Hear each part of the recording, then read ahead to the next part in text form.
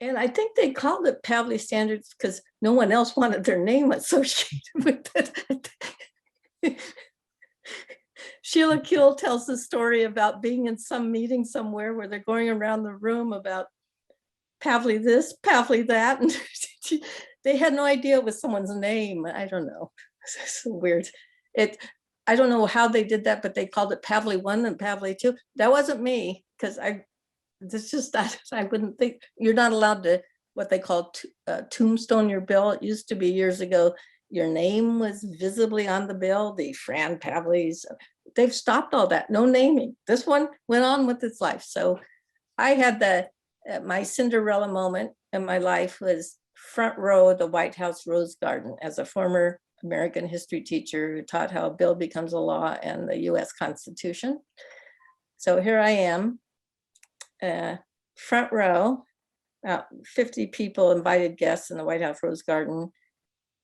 The backdrop is President Obama and the CEOs of all the major foreign and domestic automobile manufacturers, who came up to me and actually knew me by name. That was very flattering. I had no idea. And I was sitting in the front row I recognize everyone else in the front row. And so you could see President Obama going down the front row. It's Nancy Pelosi. I mean, I recognize all these people. And he just sort of stops, like, you can see him look around like, who is this? Who's in the front row here?